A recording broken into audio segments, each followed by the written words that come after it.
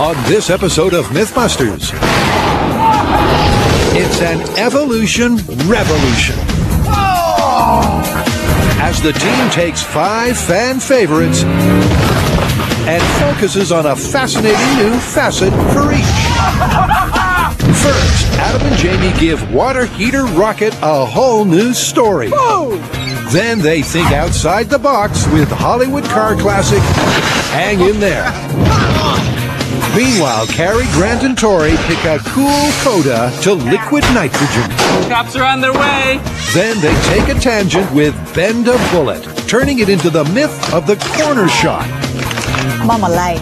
And finally, they focus on the missing link of Snowplow Split with some rocket-powered evolution. That was one of the coolest things I've ever seen. Who are the Mythbusters? Adam Savage. I'm ready to go, man. And Jamie Heineman.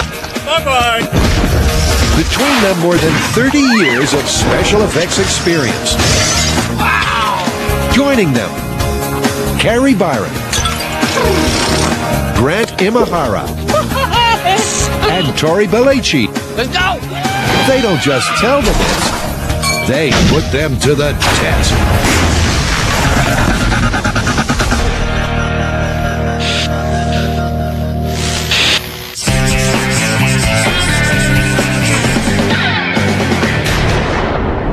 Myth evolution. What are we testing? Darwin? Nah, Darwin doesn't need our help. This episode is called Myth Evolution because it has to do with the fact that every time we air a new episode of Mythbusters, hundreds, thousands of fans write to us to comment on that episode. Yeah, a lot of them just want to tell us what we got wrong. Some of them want to say things we screwed up, others want to suggest other tests we missed, and some of them just want us to go down different tangents of stories we've already done because they have other ideas about things we could explore. Okay, well, what's on the roster? Well, we do have an evolution of the hanging on the roof of a car story. But first up is Water Heater Rocket. In one of the all-time most memorable myth-busting moments, Adam and Jamie confirmed that in a worst-case scenario, a water heater could blast through your roof like a rocket. Did you know what was lurking in your basement? But fan-side message board murmurings have moved this myth to the next level. Literally. Not only have you demanded a 2-story extension to the story, you also want to know exactly how high a water heater can fly. So how are we evolving Water Heater Rocket? Well, last time we successfully demonstrated that a water heater under the worst-case scenario can actually behave just like a rocket and shoot up through the roof of the 1-story house. And a lot of fans complained about that. They said they lived in 2-story houses, and that simple fact might have changed our results. Okay, well, let's build a 2-story house and do it to California code, see what happens. Now, hold on. Before we do that, I think we actually have some important questions to answer in terms of the energy involved, the speed the hot water heater left the ground at, and the total height that it went to. As I recall, we got up to about 500 feet on that last one. Yeah, it turns out there's some dispute about that. And because it's a burning question of the fans, I think we should answer it by setting a hot water heater out with nothing for it to go through, nothing in its way, and accurately see how high it goes. I love it. Let's go. So it's Water Heater Rocket Part 2 in 2 parts. Can the rocket make it through 2 stories? This place is great! Works for me. But before that, the boys need that controversial altitude answer, which has brought them to an all-new detonation destination. I'm standing smack dab in the middle of 240 square miles of methane-producing landfill. Actually, Waste Management's Altamont landfill to be exact. And if you throw some trash out in San Francisco, this is where it ends up. It's the perfect place to launch this stripped-back household heater and confirm once and for all how far and fast it goes. This steel can right here is actually the pressure vessel at the heart of your average household hot water heater. We are going to pressurize it until it explodes in hopes that watching it explode like this will illuminate some of its performance characteristics. And the recipe for that all-important explosion is the same as last time. Seal off all of the safety release valves, give it a hot rod paint job. That ought to do it. I'm not sure what it is, but it looks kind of dangerous somehow. Add water, turn on the power, add some blankets to hurry the heating, and sit back and wait. What's the butter zone for the explosion again? About 350 psi. All right.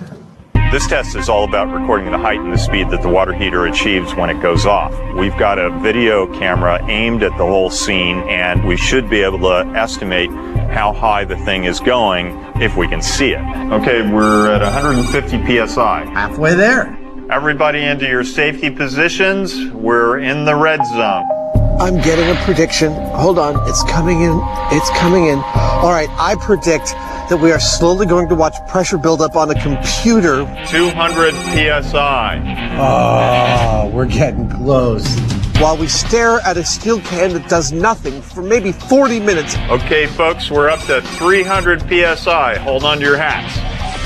And then the steel can is going to disappear in a puff of smoke. 315 psi. And Jamie Heineman is going to make this sound. That's my prediction.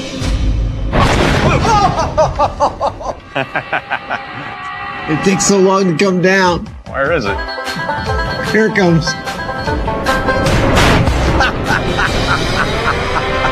I never get tired of that. No, it's the coming down that's the fun part. I know. Let's go check it out. All right, let's do it. This is what I love about hot water heaters. I'm going to start referring to them as Old Faithful. A lot of times when we're trying to get stuff to fail, it's like a 1 in a million shot. It's like a 1-to-1 shot with these hot water heaters. Pop!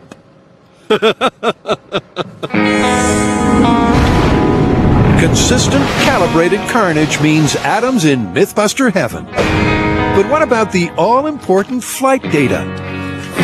What have we got? Oh, okay. First of all, that is a fracking cool shot.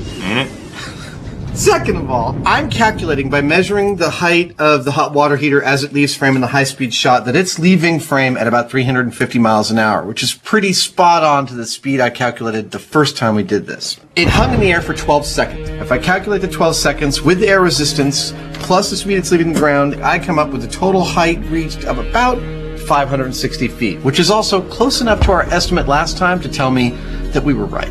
Well, that's without obstructions. That's correct. Well, let's put some obstructions in. Absolutely.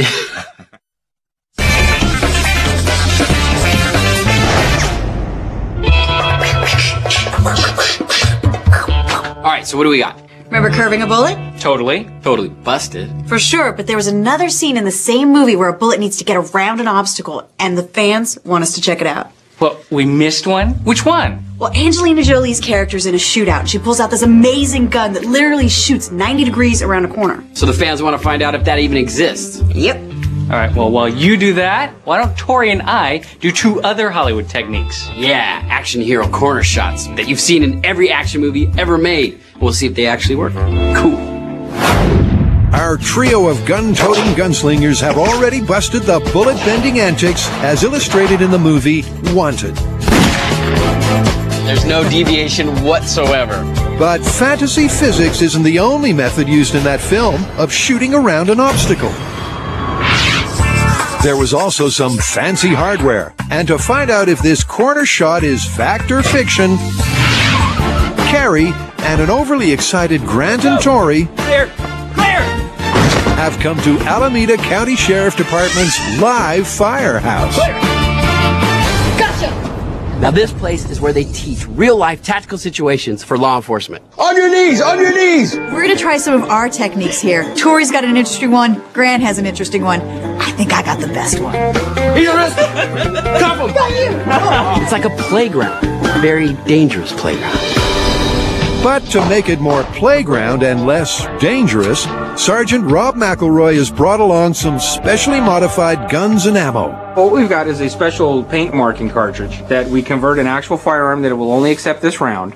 And what it has is a small plastic capsule with a paint or dye inside of it that'll allow you to see where it hits, and it will function the firearm. That's great! Can we shoot each other with it? Definitely. That's what we use it for. Yeah! Woohoo! No. No? All right. I guess we'll just stick to the targets. Probably a good idea. And first up, contract killer Carrie is going to show us if the corner shot is the real deal. Right tool for the job. And it's so far so good, because the movie's machinery really does exist. pop a handgun in the contraption, and hey presto, you're good to go. Mama like. Yeah. What Mama got? This is a corner shot. It's the real-life version of what Angelina Jolie used in the movie. She pulled out this little compact, cute weapon that shot around a corner. This is what you'd really use. And you can bend it around corners to take the shot. Yeah, it's got this little screen right here so you can see what you're shooting at with the crosshairs, and bam! I love it. All right. Show us what you got. Stand back. I think the boys were thoroughly impressed with my surprise piece of technology here. I mean, how amazing is it to be able to shoot around a corner without actually putting yourself in harm's way?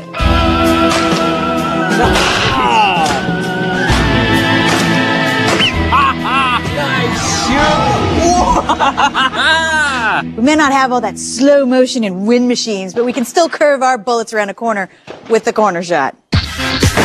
So, take note, fans. That's score one for the movies. The corner shot is clearly the real deal. But the team ain't done yet. The guys want to try two other corner shot techniques any action movie fan will be familiar with. The question is, will they work in real life? All right, who wants to go first? I'll go. Be careful. How do I get out of here? Other door. We sure we want to give him that gun? Don't hurt yourself. Now, my technique is to put only my arm around the corner, thus keeping my body out of the line of fire. Rob, clear to load? Clear to load. Got a specially modified pistol that shoots these gel markers so that we can see how well I do. You guys ready? Yeah. Where'd it hit? It didn't hit the target. You missed your target.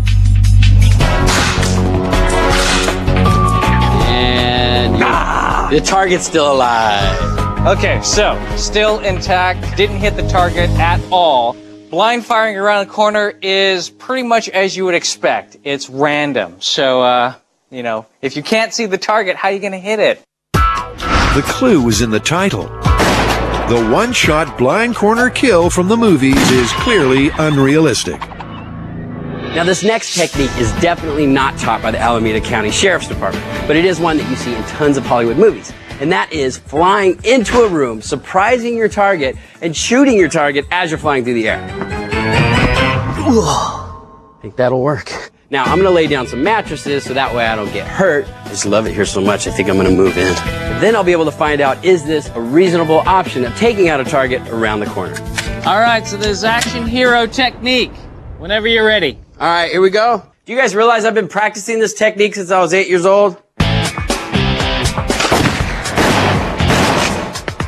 It looks like you hit it. Yeah, got him. That is a kill. So that's one action movie move that does seem to work in real life. Not that you'll be seeing it in the Alameda County Sheriff's training manual anytime soon.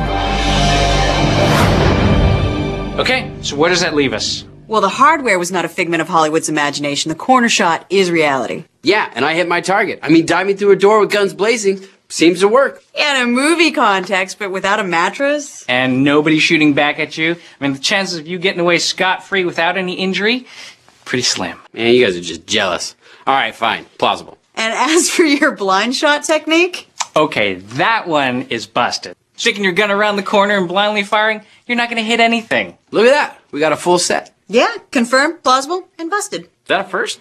Probably not.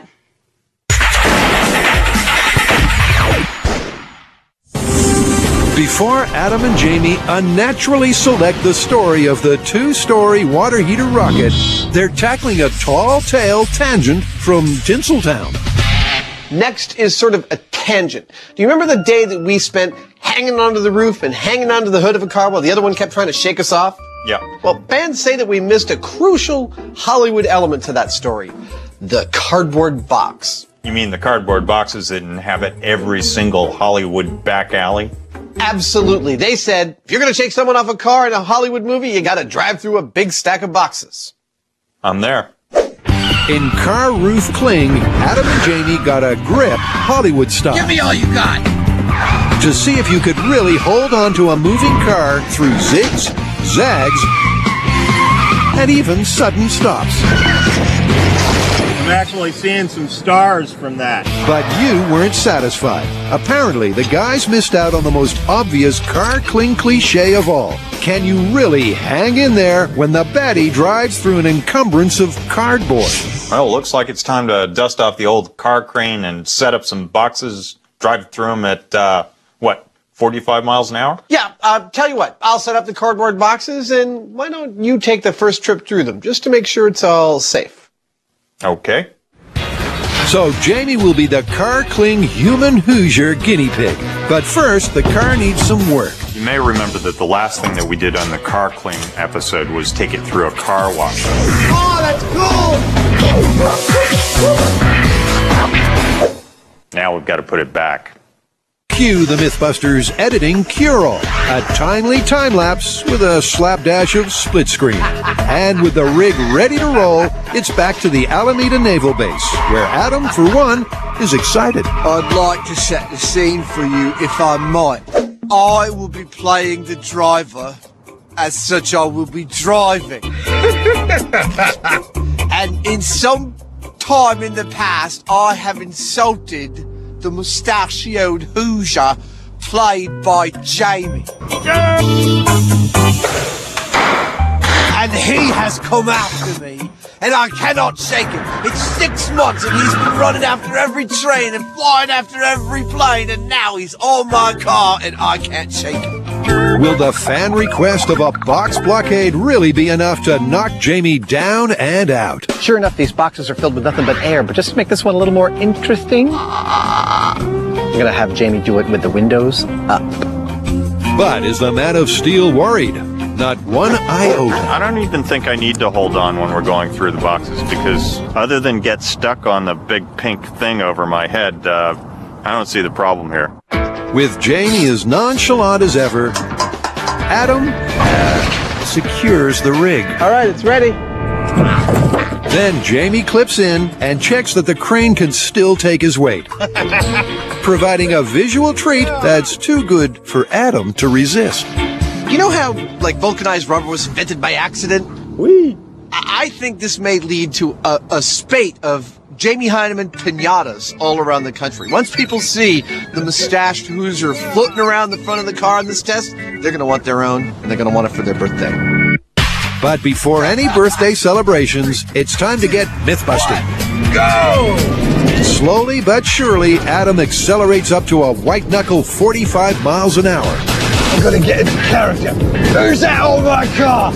Oh, I couldn't shake them off. Oh, look, there's some boxes. I'll drive right through those and they'll get rid of them right away. Oh, no. There we go. Remarkably, Jamie sticks to the car like a gecko covered in glue. Even though he releases his grip to lessen the blow, he doesn't budge at all. I know you weren't expecting this result, but cardboard boxes turned out to be no match for the Heinemann's super grip, even with the windows up. We were moving pretty quick when we hit these boxes. But just like the boxes in any Hollywood movie, these things are full of air, and so there's not that much to them, and any Hollywood stuntman villain is going to be able to hang on to a car quite easily and go right through them. So it was plain sailing for Jamie. But will it be such a breeze for Adam on the hood? Well, it's my turn to be shaken off this car. I'm going to be trying it from the hood, and we have an added wrinkle that it's raining. But so what? Even if that makes it harder, rain happens in the real world. We can work with it. But rain is not the only wrinkle Adam's facing. Let me in. Now it's time for Jamie to get a little payback. He's using both a lot more boxes than I did, and he stacked them in the way to provide the maximum amount of resistance to me for holding on. I still think I'm going to be able to hold on, though. Adamant he'll be able to hold on, just like in the movies, Jamie floors it while Adam freaks out. Here we go!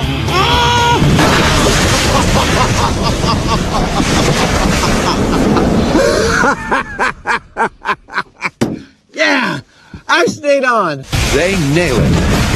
At 45 miles an hour, Adam's grip held, and you could say he's rather pleased. I'd say after that test, it's boxes 0. Adam as the supervillain 1. There was a bit of resistance on my feet when I first went through, but otherwise than that, I didn't pretty much notice it. But on closer inspection, Jamie's not so sure. In the box test, Adam didn't get thrown off the car. He didn't get hurt or anything, but when we went back and looked at the footage, we saw something really interesting, and that was that for a second, Adam lost his grip on the hood, and he actually got plastered against the windshield. It was a blink and you'll miss it moment. But Adam did momentarily let go. But he got his grip back before he slid off.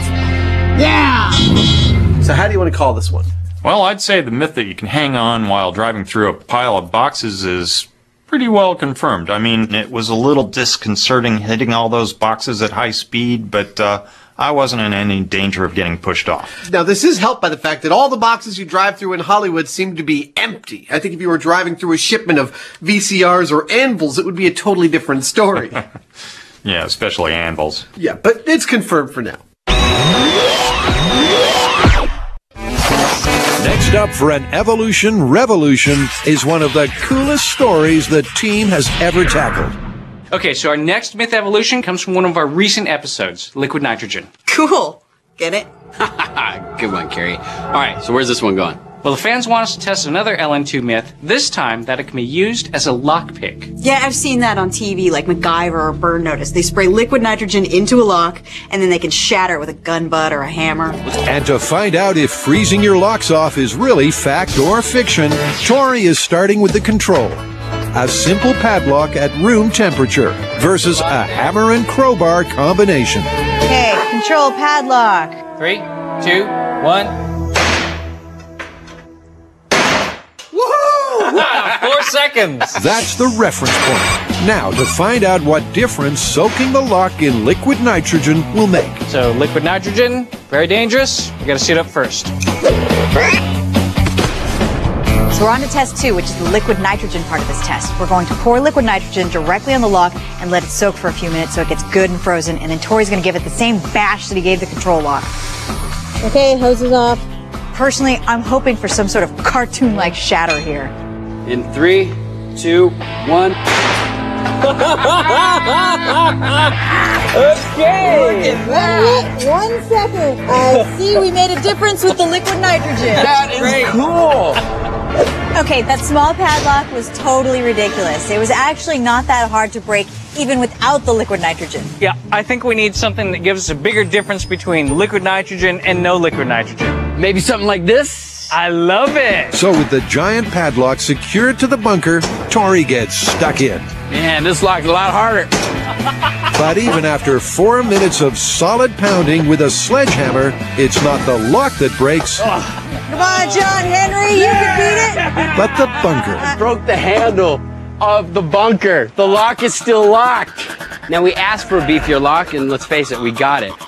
Yeah! It still works! But we're not going to stop there. Now we're going to try liquid nitrogen on the same exact kind of lock and see if that gives us the edge that we need.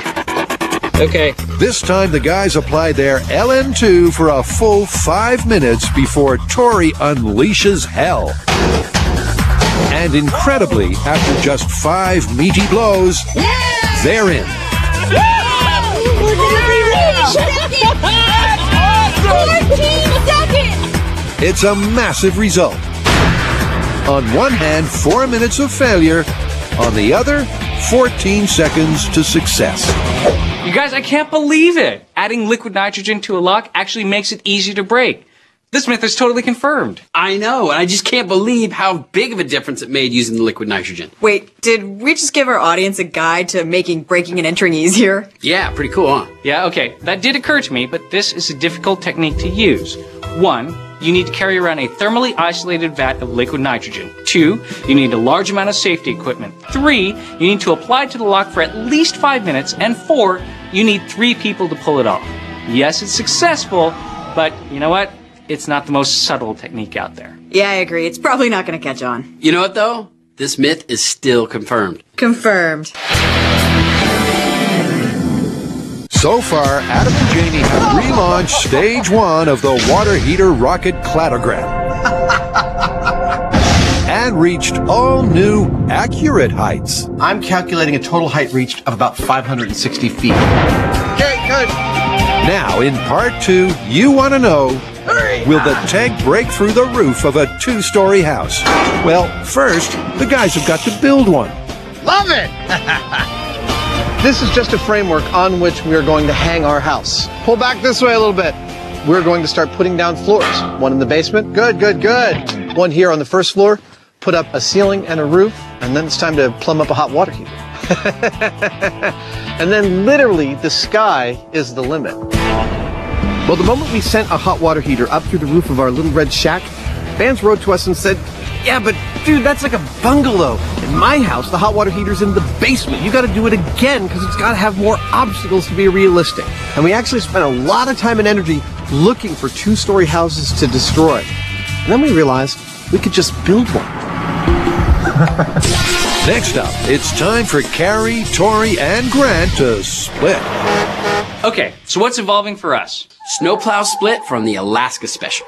Okay, that's the story where a car hits a snowplow, splits clean in half, a perfect bifurcation. Yeah, we busted that one. The rear engine car got a great split, but still didn't make it all the way through. Yeah, you're right. However, the fans want more. They've been sending us hundreds of emails saying, yes, the testing was good. Yes, the results were accurate. However, we did not replicate the results of the myth. So the fans basically want some sort of monster crash scenario that cuts a car in half. Sounds spectacular. Kind of hard, but spectacular. It was an Alaskan anecdote that was no joke. A car allegedly plowed into a plow and was split completely in two. But then again, maybe not. Because back in the real world, 2 incomplete splits That is not bifurcated! meant the myth was well and truly busted. But that wasn't good enough for you.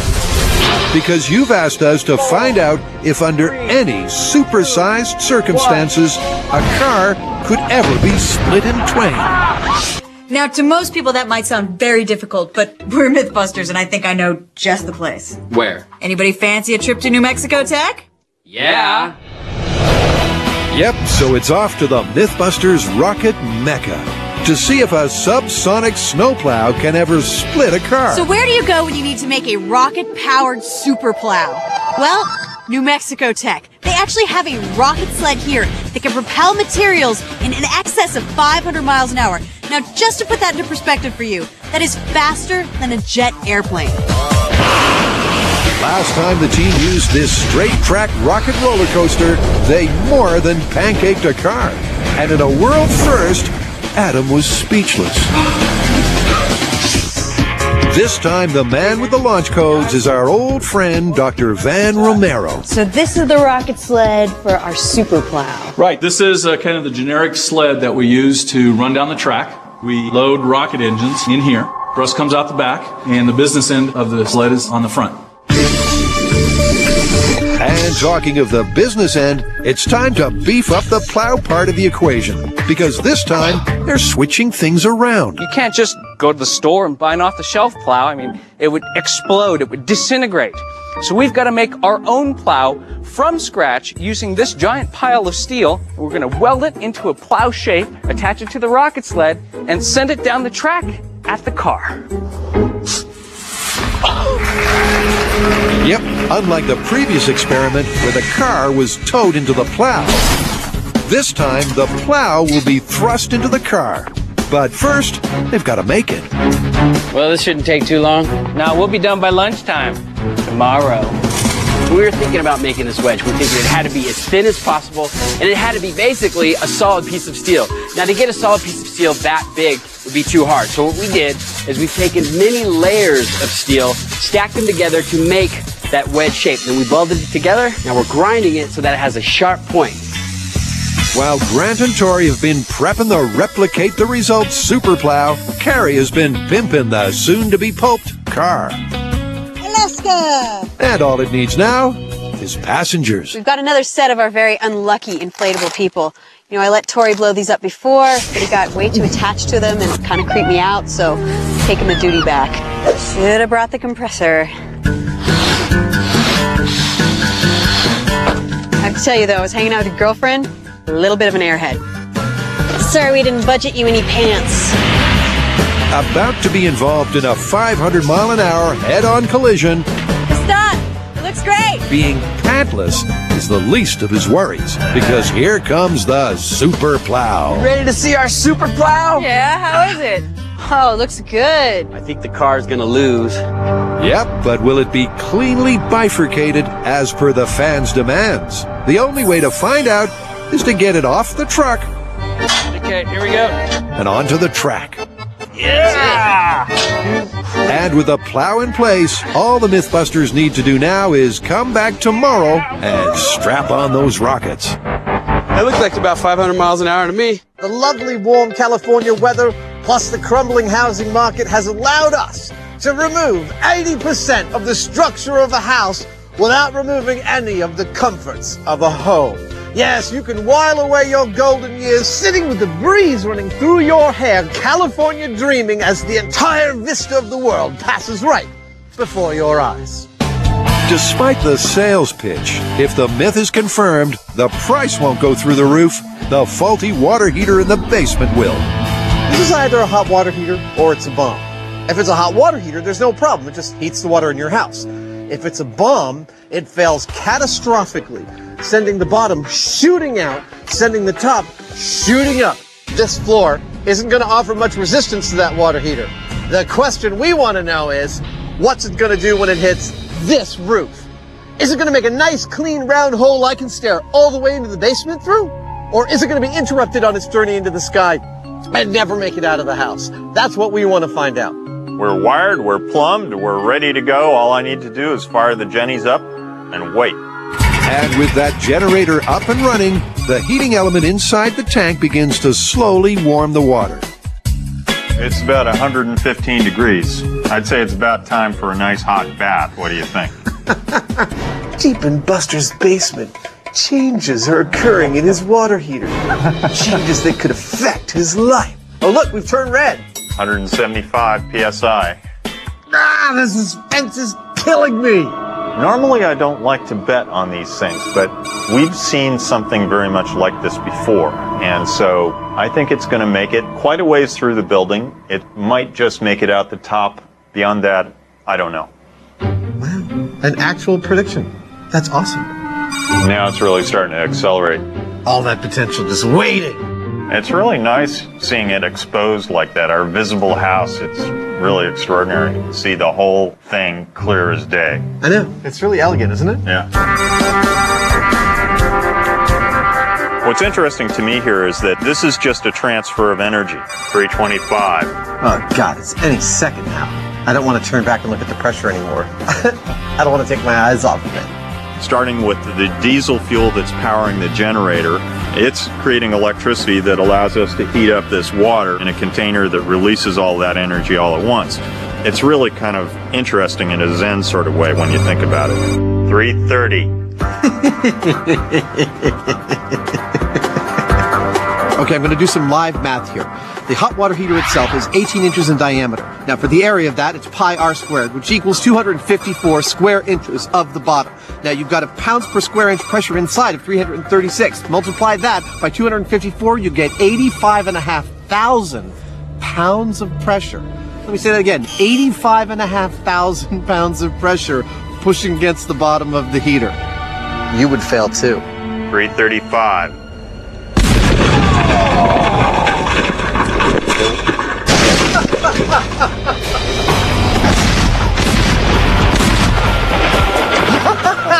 You know what I see?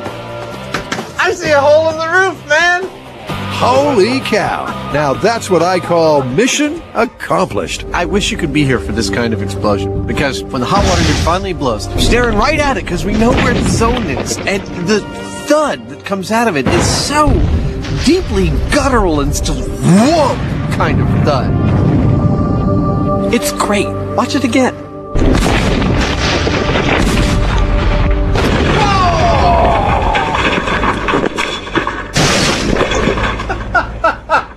Give me some skin there. Looking at the damage the water heater did to the building, it left some neat holes in the first floor and through the roof. which is no big deal, but looking more carefully, you realize what a shock the entire building took. Wow. Yeah, look at how much damage it did to the plywood right here. The cinder blocks that I put underneath the ground floor are actually shattered from the downward push. It actually lifted the entire roof off of its seat and then set it down. You know, this would pretty much ruin your house. Look at that, man. It tipped the TV table over, but Buster's still in the couch.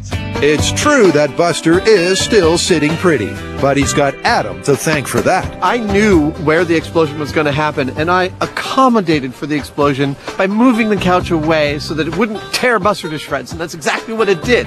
Hot water heater went up right in front of Buster, between him and the television. I have to say, I'll bet he'd have soiled pants if he had the ability to soil pants. What does all this carnage mean for our myth? I'm glad you asked. I think it handily plausibilizes it. I think, absolutely, if you manage to idiotically cap off all the safety systems on the hot water heater in the basement of your house, it's going to go up through the floor, up through the ceiling, up through the roof, and leave a hole in its wake. Let's check out the water heater. All right.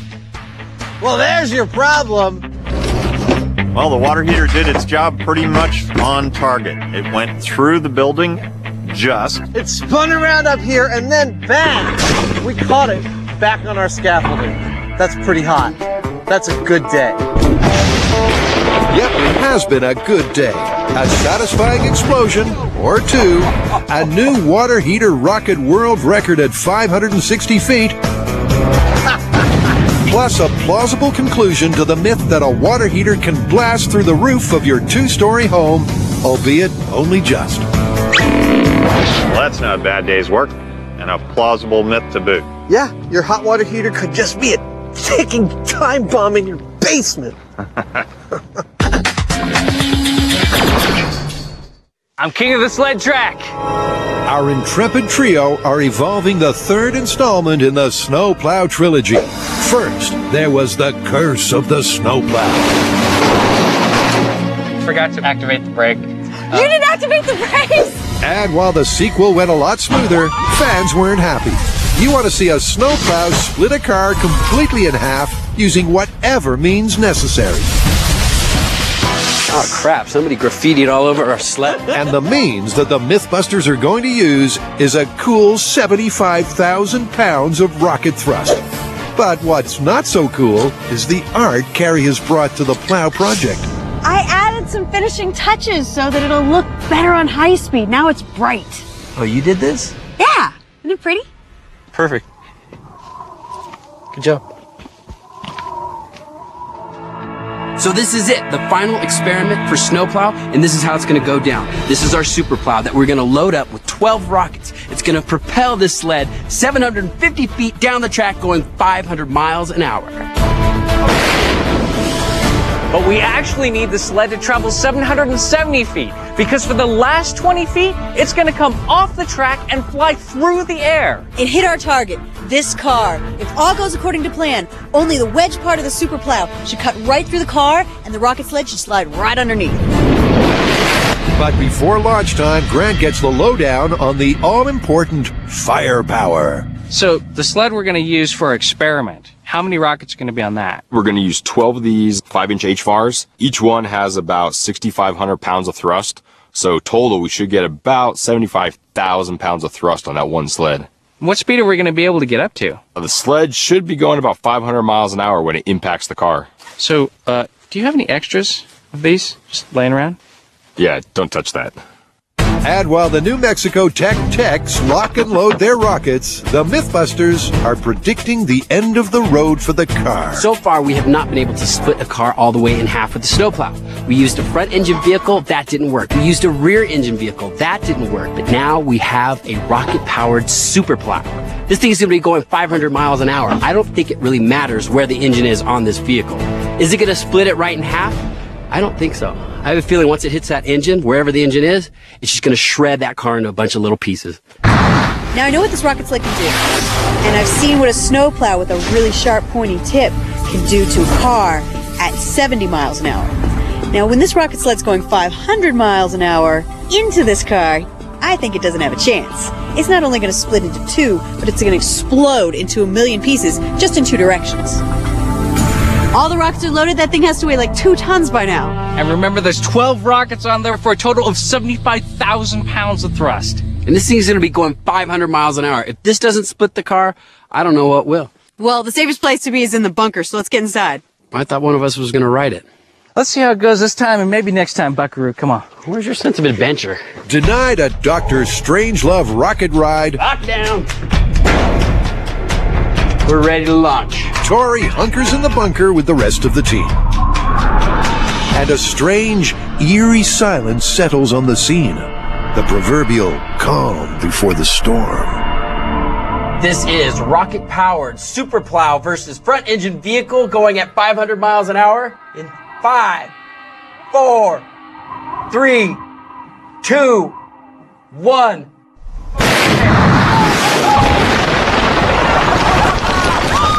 That was one of the coolest things I've ever seen. Wow! That went so much faster than I thought it was going to. Oh, that was great! It was like here 1 second and then gone. Gone in a 1/6 of a second. The rockets fire. At 75,000 pounds of thrust, throw the super plow along the track at a spectacular 550 miles per hour. And when the dust and shrapnel settle, the team discovers a spectacular result. We split it! I cannot believe we split the car in half! Look at it, it went right down the tape line. We have 2 perfect halves of the car. Dude, it actually split the engine in half. Yeah, that's rad. Check it out. Yeah, this is what we couldn't do in Wisconsin. We split the engine block. Well, when you get that much force. That is crazy. With that complete bifurcation, the guys got exactly what they came for and what you wanted. Except there seems to be something missing. Sled! But where is the plow? The rockets went so much faster than I expected. It was just shoot. And the car, we couldn't even see it was split in two until we walked up here because there was just so much dirt in the air. We got up here, half a blue car, half a yellow car. Still can't find the wedge. That's because it's in 1,000 tiny pieces. After cutting a slice through the car, the solid steel super plow disintegrated on impact with the concrete barrier. That was one of the coolest things I've ever seen. I mean, we do a lot of explosions on this show, we do a lot of car crashes, but I have never seen a rocket-powered super plow cut a car in half. And we did it. We replicated the results of this myth. Still busted, but we replicated the results. So this, my friends, is the hood of our former Target car, cut perfectly in half right down the line. Now, even though we succeeded in cutting the car in half, this myth is still busted because this is the ramped up super plow version, not the sort of energy you could run into on the street every day. I don't think we're ever going to find the wedge. I still cannot believe we cut a car in half. Well, that, my friends, is the end of another excellent experiment.